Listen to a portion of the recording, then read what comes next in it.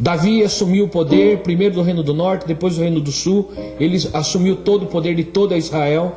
Ele se tornou um rei absoluto, um rei de sucesso, um rei onde havia prosperidade, um rei onde havia de tudo nas suas mãos. Havia um reinado de paz, um reinado embora de guerras, mas em Israel desfrutava de uma paz.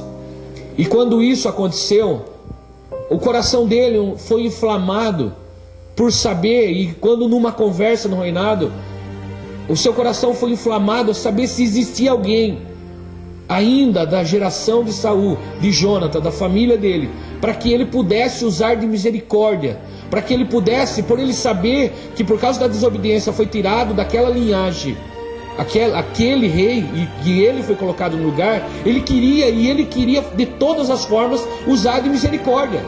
E assim sucedeu. Eles chegaram, trouxeram Ziba e perguntaram para Ziba: Ziba, por acaso existe alguém ainda da família? Todos morreram, existe alguém para que eu possa usar da misericórdia de Deus na vida deles? E eles falam: existe sim, e seu nome é Mefibosete.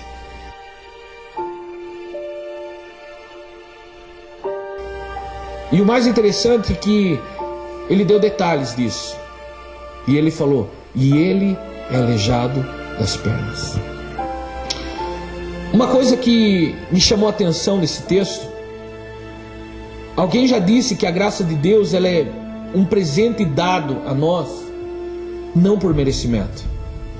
Uma coisa que eu e você precisamos entender de uma vez por todas: se fomos alcançados por Cristo, não foi por um desejo nosso, ou não foi porque Deus olhou para nós e viu algo que nós mesmos não conseguimos enxergar. Deus nos escolheu por motivo dele. Romanos fala que Deus ele tem misericórdia de quem ele quer ter misericórdia. Quando Deus ele olha para nós e quando Deus nos escolhe, como João capítulo 15 verso 16 fala: não foste vós que me escolhesse, mas eu vos escolhi a vós. Eu fui atrás de você, eu busquei você, eu amei você. E como o Salmo de número 139 fala: antes de que você ser formado, antes de você ser gerado, antes de você ser concebido no ventre da tua mãe, todos os teus dias tinha sido escrito e determinado e selado e decretado por Deus. Mas eu estou falando de algo aqui hoje. Estou falando de uma pessoa onde foi alcançado por uma graça irresistível. Todos nós sabemos que existe uma graça comum, aonde é distribuída e colocada a toda a humanidade, aonde o sol nasce para o ímpio e nasce para o justo, a chuva vem para o ímpio e vem para o justo, a luta vem para o ímpio, mas também vem para o justo. Como eu falei ontem, existe hoje se difundindo uma teologia falando aonde se eu estou em Cristo, eu não posso ter problemas. Eu não posso passar por uma dificuldade porque tem algo errado. Eu tenho que rever os meus conceitos. Então eu não sei o que sucedeu com o apóstolo Paulo. Porque o apóstolo Paulo falou que ele aprendeu a viver bem, tendo abundância e tendo escassez, estando livre e estando perseguido. Existe algo muito errado. Eu começo a ver, e hoje, como nós falamos, né, a gente pode ver, você liga na televisão, você vê inúmeros programas de televisão falando a respeito disso, falando de que você precisa viver o bom de Deus, o melhor de Deus, mas eu recebo o bem de Deus, mas eu não recebo o mal. Ô papai, como isso? Deus ele permite o mal na minha vida? Se não for assim, então eu quero te convidar a você pegar aí a sua Bíblia e pegar o livro de Jó e arranque fora da sua Bíblia. Arranque fora, jogue fora, amasse e fale: isso não presta.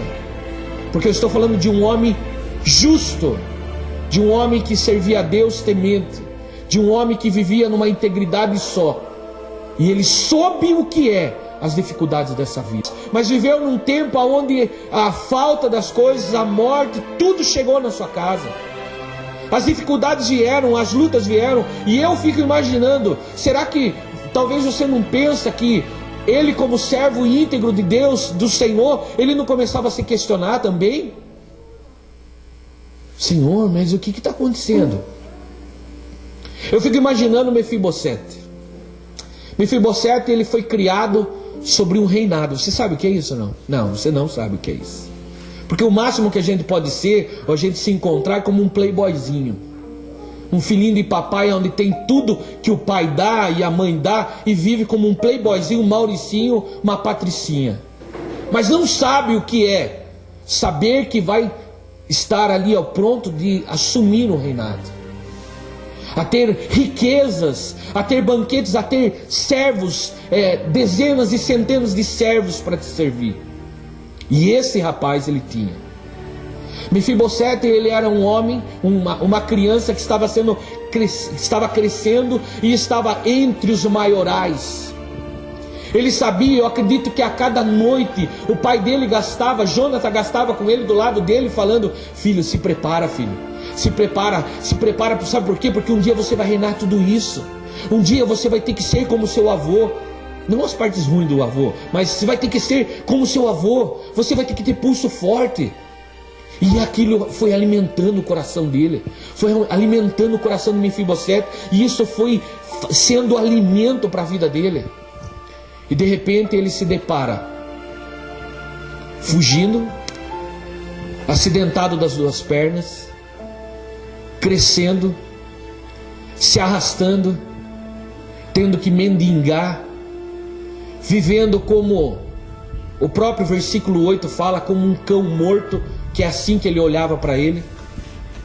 Depois de você olhar, nós não estamos falando de qualquer um, nós estamos falando de um que era para ser o possível herdeiro.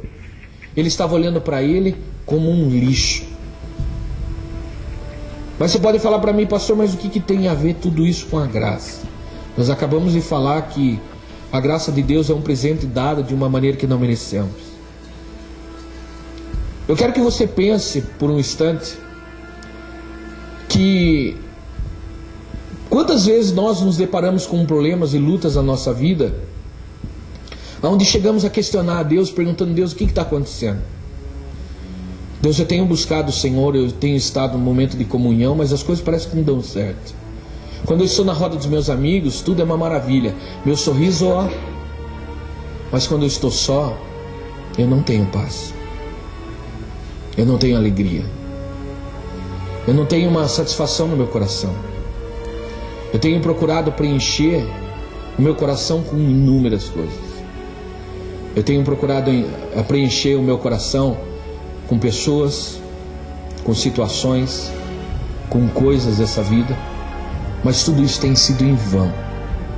Sabe por quê? Porque afinal de contas, a minha vida está sempre 0. Eu estou sempre na estaca 0. É a luta na vida, luta com os filhos, luta no casamento, luta no namoro. E só um aspas aqui: a luta no namoro é porque você quer.